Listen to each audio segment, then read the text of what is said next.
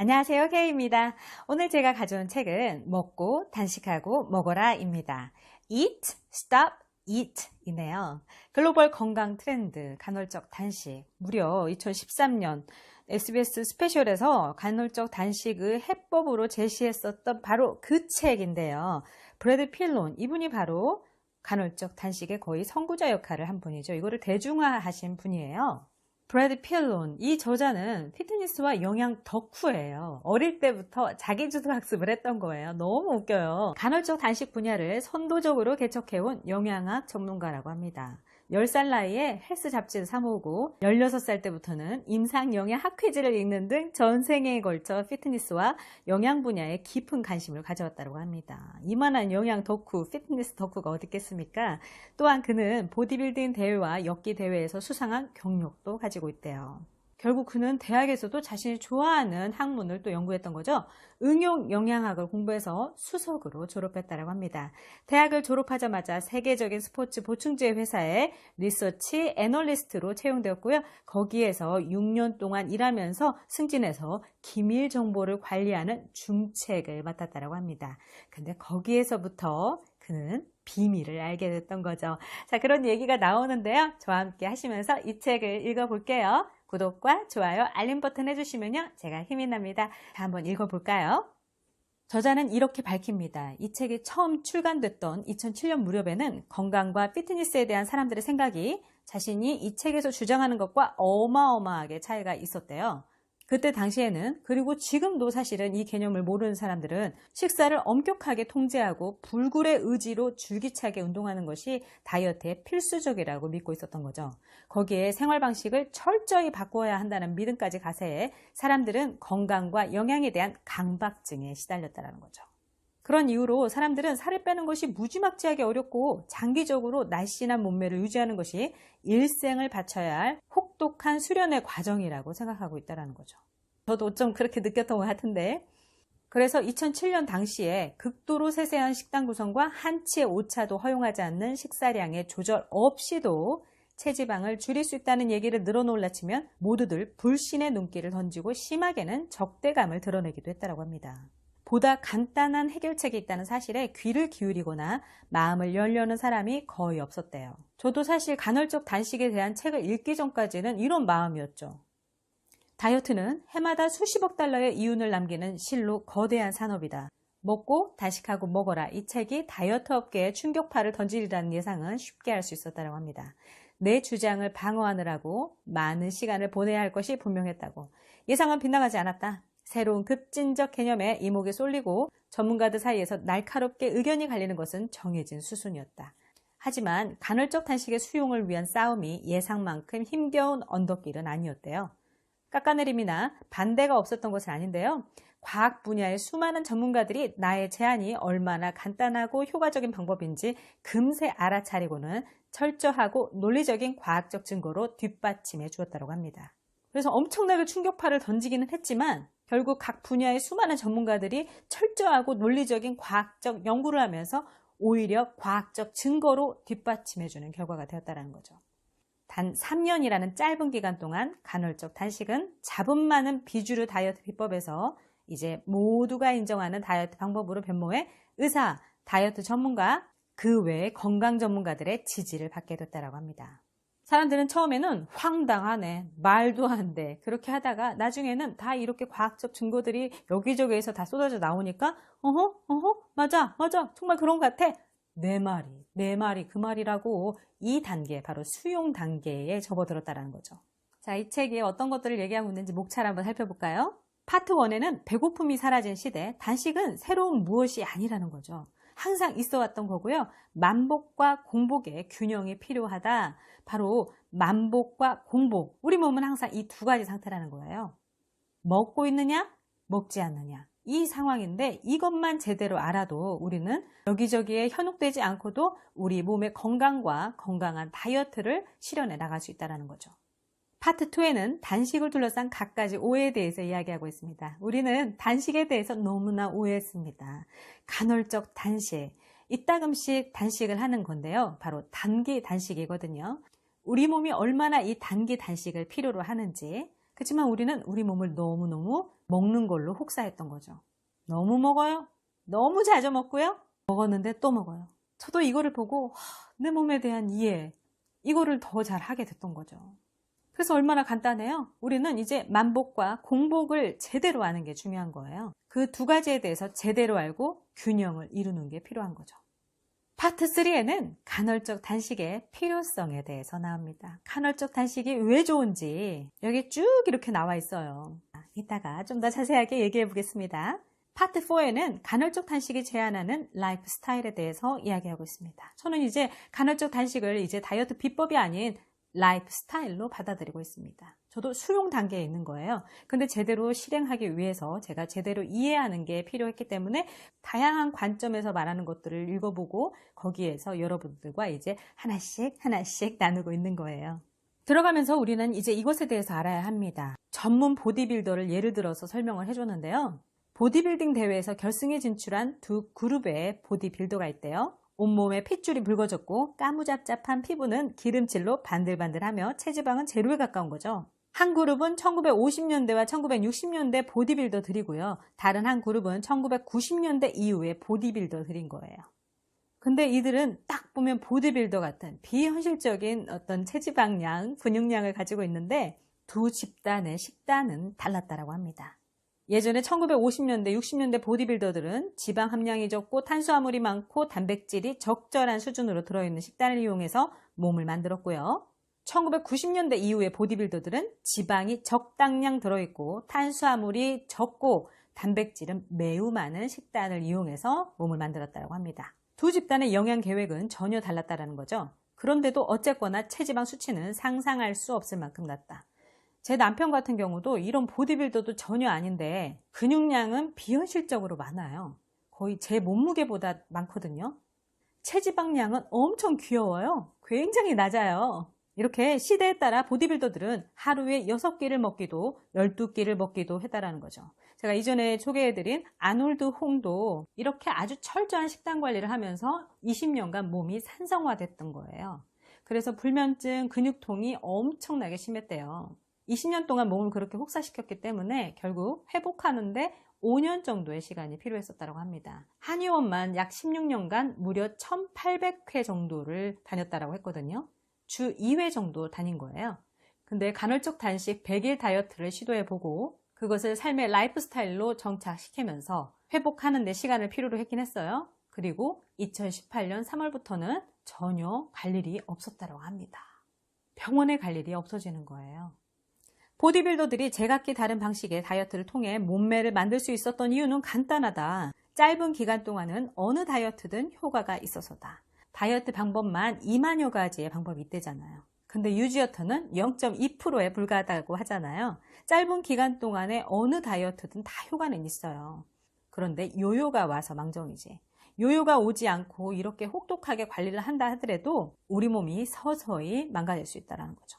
어떤 형태로든 칼로리만 제한하면 된다. 칼로리를 제한하면 살은 빠진다. 장담한다. 그런데 문제는 이런 칼로리 제한 식단은 장기적으로 실천하기 어렵다는 점이다. 물론 정말 성실한 사람은, 정말 간절한 사람은 극히 제한적인 식단을 12주 동안 그대로 실천하죠. 그리고 겉으로 보이는 몸매를 바꾸어 놓죠. 마음만 독하게 먹으면 피트니스 잡지 표지에서 금방 걸어 나온 사람처럼 보일 수도 있을 것이다.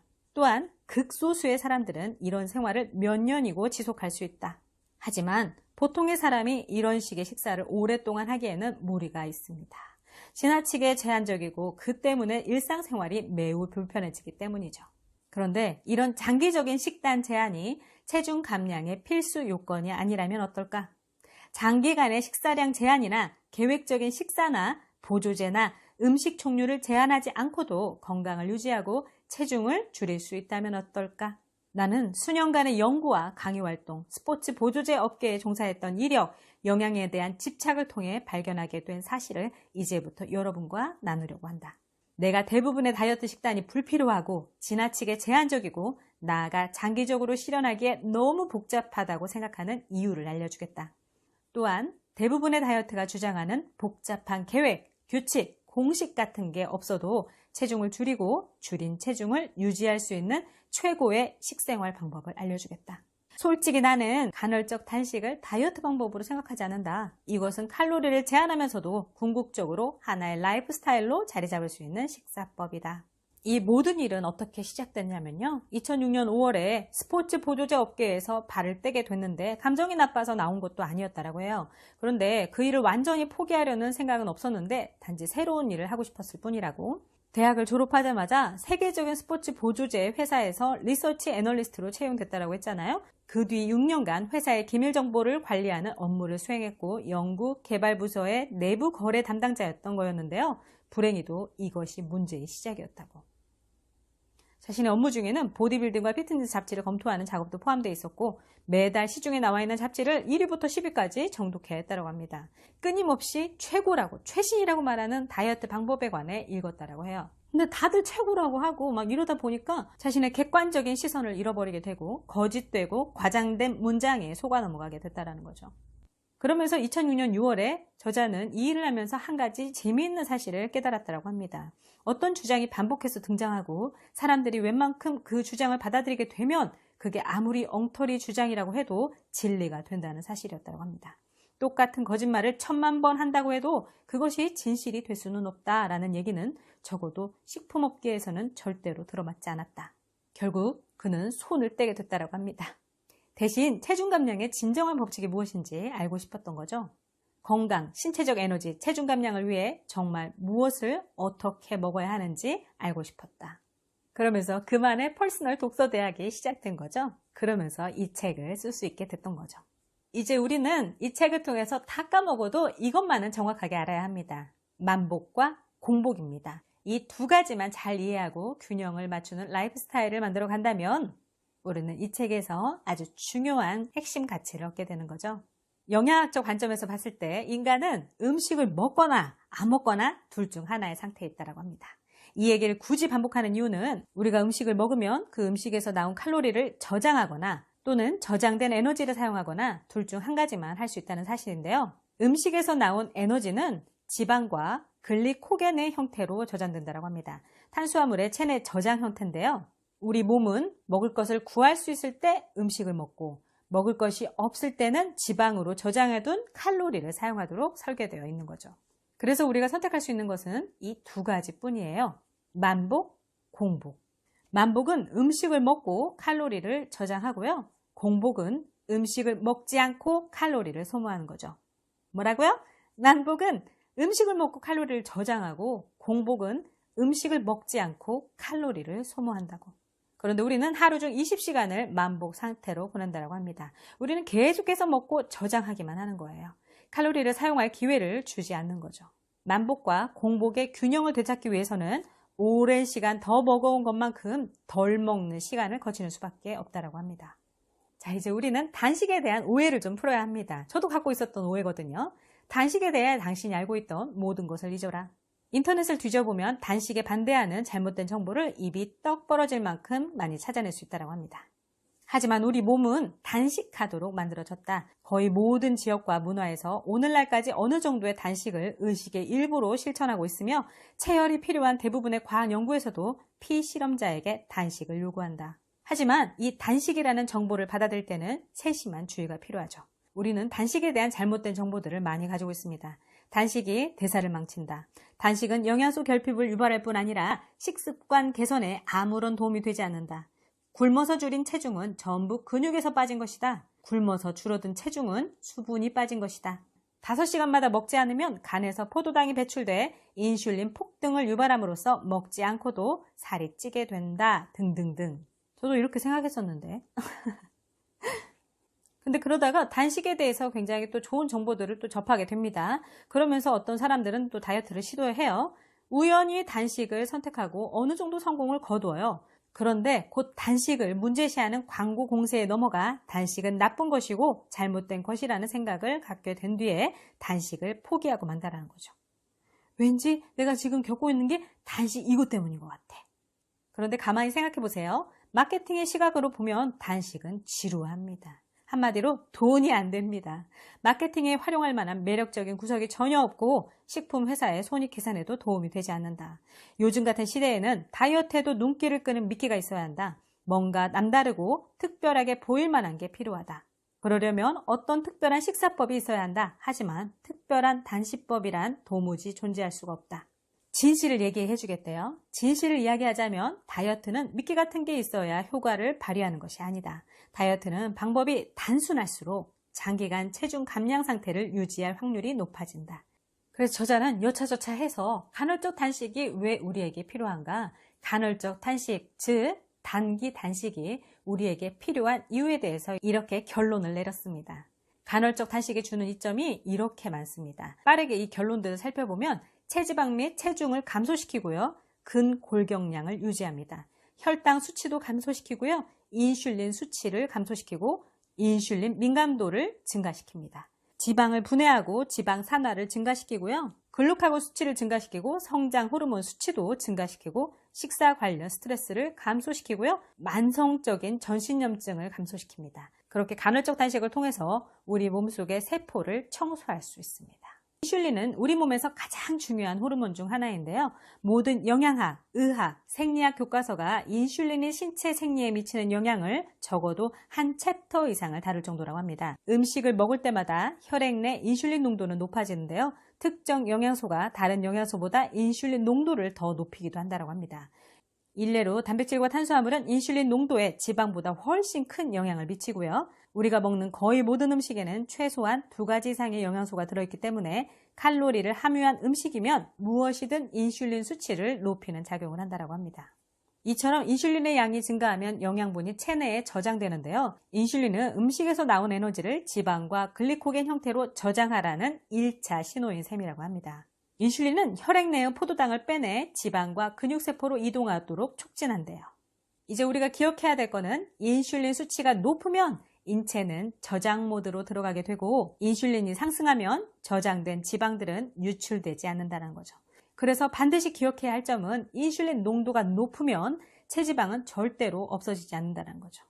칼로리가 조금이라도 들어있는 음식을 먹으면 인슐린이 높아지고 그 먹는 것을 계속해서 먹으면 인슐린은 연중 무유 상태가 된다라고 이전 영상에서 말씀드렸었는데요. 결국 인슐린과 관련한 문제가 발생하는 이유는 우리가 너무 많이, 너무 자주 먹기 때문이라고 합니다.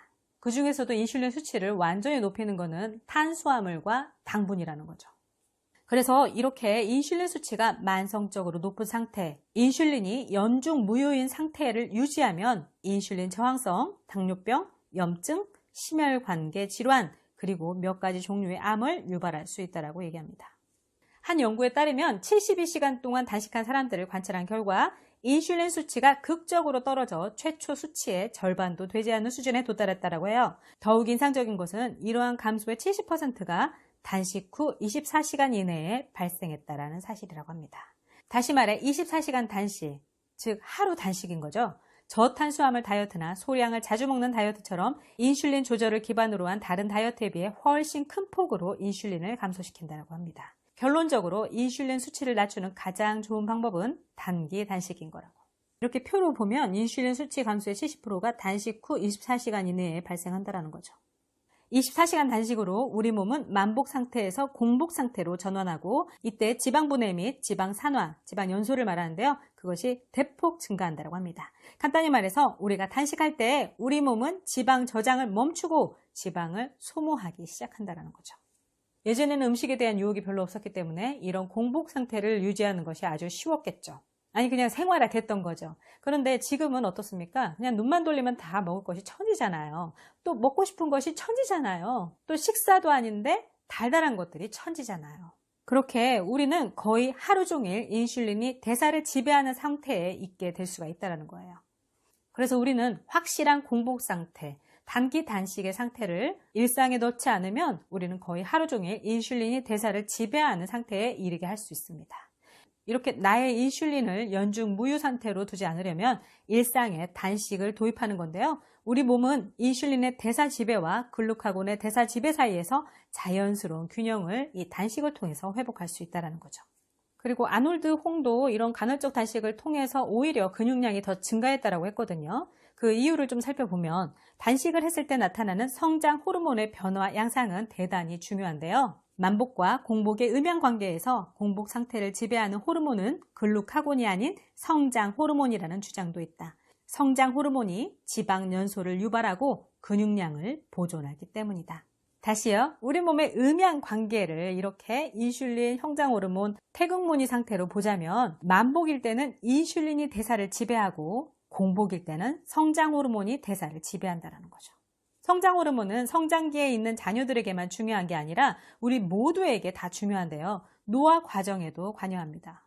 성장호르몬은 성인이 된 직후부터 감소하기 시작해서 나이가 들수록 느린 속도로 꾸준하게 줄어드는데요. 일부 노인들에게서는 성장호르몬 결핍이 나타나기도 하는데 성장호르몬의 감소 정도는 인슐린 민감도 감소 및 근육 소실뿐만 아니라 나이가 들면서 불어나는 체중과도 관계가 있다. 우리가 나이가 들어가면서 계속해서 근육은 소실되고 또 체중은 늘어가잖아요. 이런 것들이 다 성장호르몬과 관계가 있다는 거죠. 그렇지만 연구에 따르면 인체는 단식을 해야 성장호르몬의 지방연소 효과에 더 민감해진대요. 다시 말해 단식을 실천하면 밥을 먹으면서 성장호르몬을 주사로 맞을 때보다 지방을 더 많이 감소시킬 수 있다고 합니다. 그럼 이것에 대한 다얘기가 뭐죠? 만복일 때는 인슐린이 대사를 지배한다. 공복일 때는 성장호르몬이 대사를 지배한다. 이거예요. 굉장히 어려운 원리들이 있는 것 같지만 간단합니다. 다시 단순하게 자신에게 주입하면 됩니다. 결국 우리는 음식을 먹어야 하는 그 시간을 정해진 시간 동안 가지고 음식을 먹는 걸 멈추고 내 몸의 모든 대사를 제대로 작동되게 하는 공복의 상태를 유지해야 하는 것입니다. 그런데 우리가 스스로 그것을 설정하지 않으면 누가 해주겠습니까? 우리는 공복을 즐기지 못하고 공복을 괴롭게만 생각하는 거죠. 근데 저는 이렇게 공부를 하고 나니까 저의 뇌를 이해시키니까 저는 이제 공복이 너무 즐거운 거예요. 아, 내가 공복하는 중에 지금 내 몸의 인슐린은 쉬고 있고 내 몸은 지금 청소 중이다. 지방을 분해할 수 있는 형태로 바뀌고 있다. 많이 배고프네? 지금은 지방을 이제 연소하려고 하고 있다. 이렇게 저의 뇌를 잘 이해시키면서 뇌도 기뻐하면서 제가 이렇게 공복을 즐기게 된 거죠. 현재 상위 10위 안에 드는 의학 저널을 읽어보면 거의 모든 저널에서 만성 전신염증이라는 주제에 관한 논문이 적어도 한 편은 등장한데요. 대사 과정을 제대로 이해할수록 만성염증이 우리의 건강과 안녕에 얼마나 치명적인 영향을 미치는지 알 수 있다고. 만성 전신염증은 우리 몸에 해로운 영향을 미치는데요. 장기적인 전신염증은 류마티스 관절염, 고혈압, 동맥경화증, 지방간, 천식, 인슐린 저항성, 심혈관계 질환, 당뇨병, 심지어 노화와도 관련이 있다는 거죠. 이 만성염증은 비만 환자나 과식하는 사람들 사이에서 많이 나타나는데요. 실제로 비만 환자들에게는 남아도는 체지방이 만성염증의 주요 원인이라고 합니다.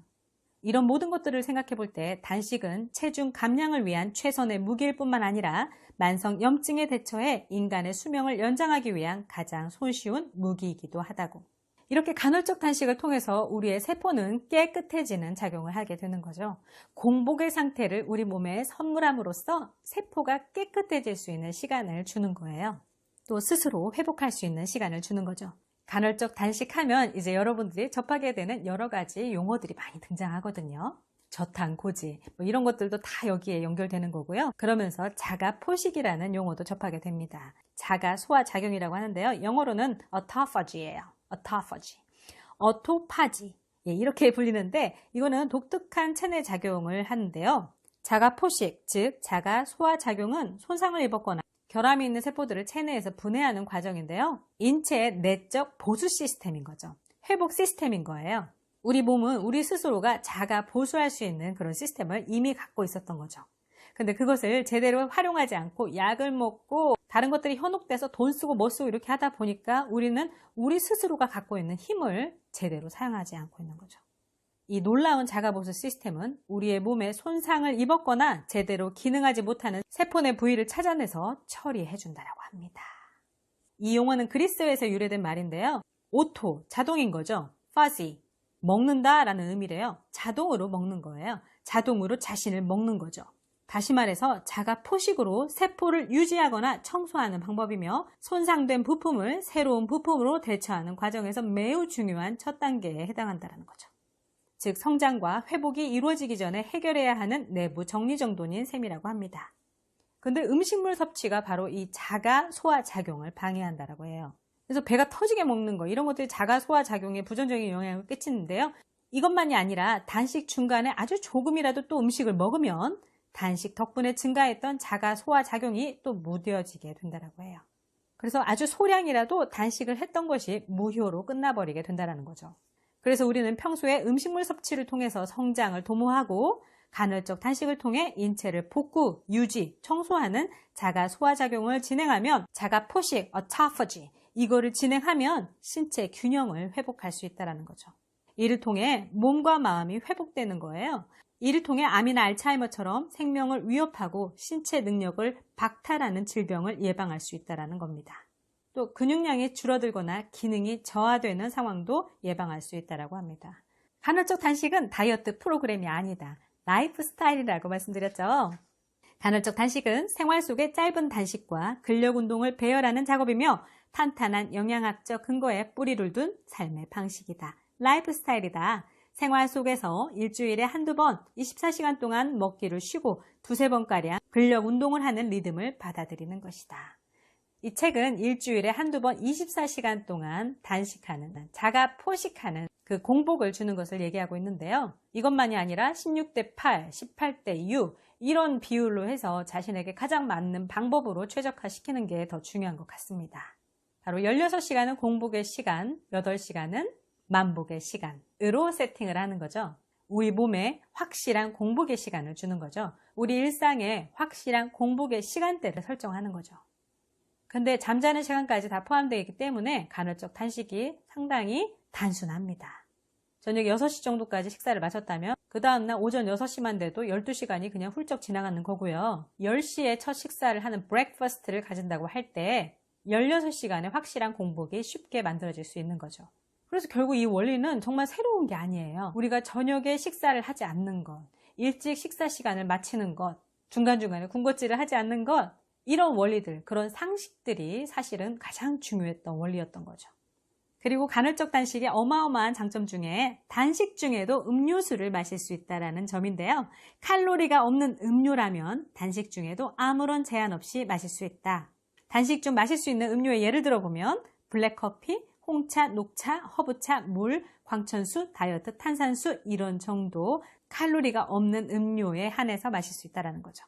입이 심심할 때 우리는 물을 마시면 되고 입이 심심하고 기운이 좀 떨어지는 것 같으면 블랙커피, 홍차, 녹차 이런 정도는 마실 수 있다는 겁니다.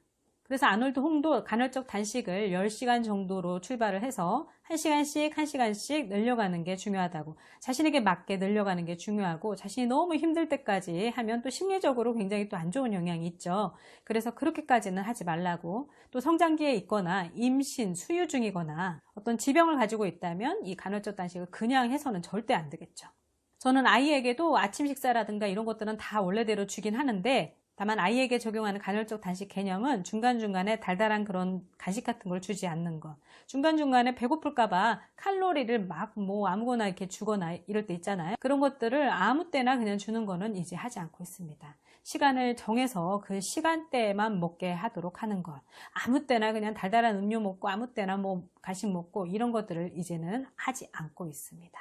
그리고 아이한테 왜 그러는지 설명을 하는 거죠. 이렇게 자주 먹고 아무 때나 먹으면 우리 몸이 쉬지를 못한다고 그런 정도의 간단한 설명만 하는 거죠. 그러면 아이도 잘 이해하고 있습니다. 단식을 의욕만 앞서가지고 너무 심하게 할 경우에 간헐적 단식이 자랑하는 유연성이 크게 감소하는 거죠. 이로 인해 단식에 크게 데이는 거죠. 그런 역효과를 발생시킬 수도 있습니다. 그래서 단식이 두려워질 만큼 너무 자주 하거나 너무 오래 하게 되면, 그렇게 무리하게 되면 간헐적 단식이 무의미해진다라고 지적하고 있습니다. 중요한 것은 간헐적 단식으로 강박적이고 충동적인 식습관에서 벗어나야 한다는 거고요. 또 단식에 대한 강박관념에 빠져드는 건 간헐적 단식이 가장 지양하는 거라고 얘기합니다. 지양. 사실 단식은 체중을 빼는 가장 쉬운 방법이다. 단식은 기본적으로 아무것도 하지 않음으로써 결과를 얻는 방법이기에 일부러 과정을 복잡하게 만들 필요가 없다. 그저 이따금 먹는 걸 쉬기만 하면 된다. 저녁도 일찍 먹고 저녁에는 먹지 않는 것, 중간중간에 아무거나 그냥 먹지 않는 거, 좀 쉬게 해주는 거, 확실한 공복 시간을 어느 정도는 가지는 거, 그것이 중요하다는 거죠. 그래서 단식을 완료할 때마다 작은 승리, small win, 이것을 스스로에게 축하해주고 격려해주면서 그렇게 최고의 칭찬을 주라고 합니다. 결론은 간헐적 단식이다. 자, 이렇게 해서 결론에 도달했습니다. 스트레스를 덜어야 체중 감량과 전반적인 건강이 개선된다. 듣고 놀랄지도 모르겠지만 다이어트에 관한 스트레스는 실제로 체중 감량을 더 어렵게 한다. 다 잘하고 있는데 살이 안 빠져? 그렇다면 스트레스를 많이 받고 있는 상황일 수도 있습니다. 다 했는데 살이 안 빠져? 그렇다면 수면이 부족할 수도 있습니다. 그런 상식들이 가장 중요한 법칙이었던 거예요. 적게 먹고 적게 고민하자. 많이 움직이고 많이 들어올리고 푹 자자. 건강을 위해 그보다 더 좋은 것은 없다. 자, 이제 우리는 게으르게 더 건강해질 수 있습니다. 간헐적 단식을 통해서요. 지금까지 K였습니다. 안녕!